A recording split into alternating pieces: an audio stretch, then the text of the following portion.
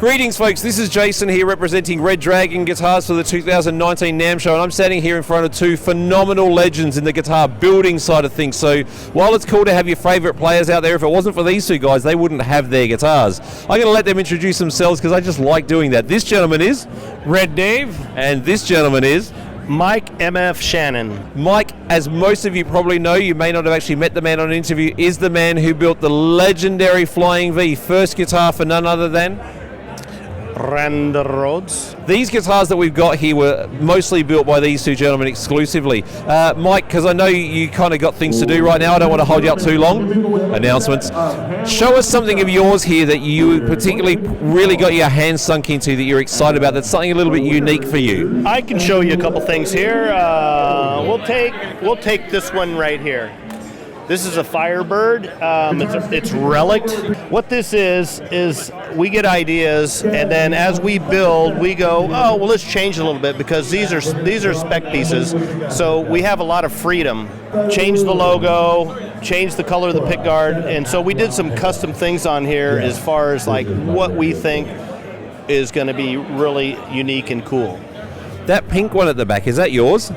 That's another one. I can't take all the credit. There's many people at the factory that help out, but one of the biggest helpers would be Pat McGarry. He's been with us since like 1982. If you go back to the early Charvel days, he's a really good builder. Knows how to match the woods and all that stuff. He is like one of the best helpers we have. This here is a 3-humbucker Kelly with Floyd Rose, custom-made pickguard. This pickguard hasn't been made on any that I can remember that we've made. Let me go to this guitar right here. This one is a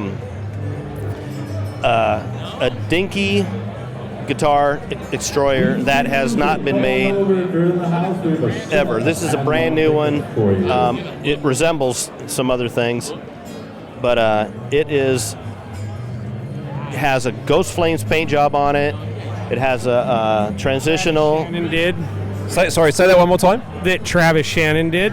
So now Travis Shannon would be? Travis is my boy, who is actually the painter, the custom painter for Jackson Charvel EVH products. He runs the paint.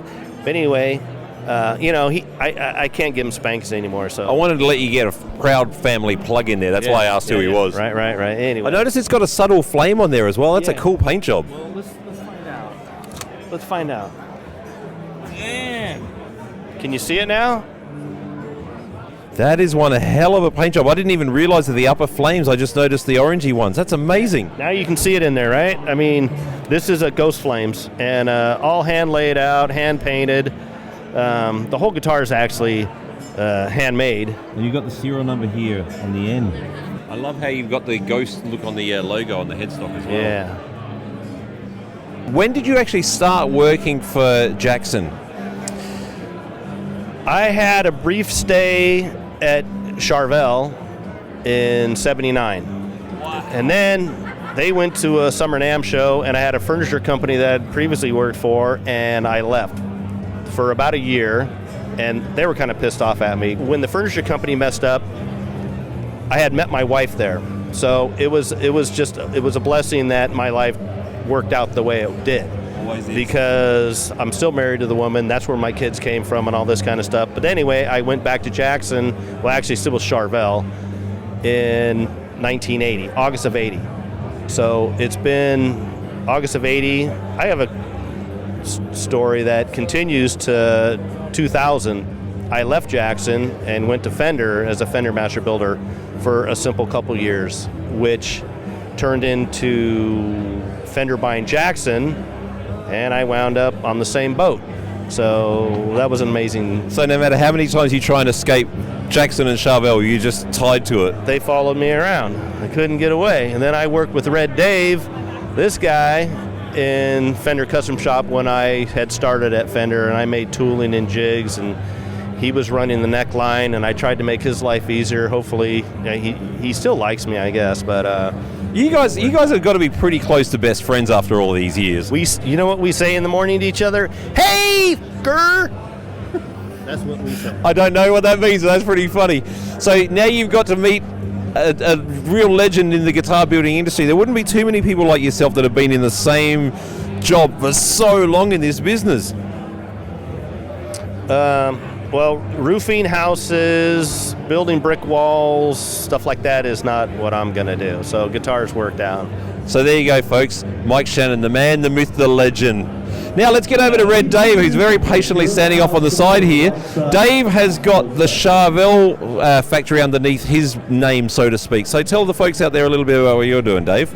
Well, I'm building the Charvel, a lot of the Charvel product. I built this awesome Telecaster right here, or Style 2 as we call it in the Charvel world. Bare knuckle pickups. How long have you been putting them into Fenders for? For a couple years now. Okay. Yeah. It's one of our favorite pickups. That goes in the Misha Mansour model. Of course, yes, of course. So, and we've kind of put that in a lot of other stuff also. Nice. I'm really, really into this purple one here. I really want to talk about this. Like, most companies can't get that vibrant of a purple out of their guitar. How did you make that happen? Well, we have a Shannon in the paint department that just nailed the color, and he helps make us look good. Doesn't he? Yes, he does. He does a great job. So, Yeah. like, can you explain how this styling is done? Because this is obviously ash. It's a beautiful piece of ash. And then you've got the grain that you've managed to get the purple into. So can you give away a little bit of a trade secret as to how that's done? I'd love to, but legal says I can't do that. Oh, interesting. Well, I mean, there Or are other I just want to companies make sure I don't get in trouble. that- You got a job to protect. Yes, I do. And a family to feed, so that's the way it is. Yeah. Well, you've done a beautiful job, because there are other companies who do that, but that's a really vibrant purple. It's such a hard color to get right. Yeah, and Travis played with it, and he nailed it.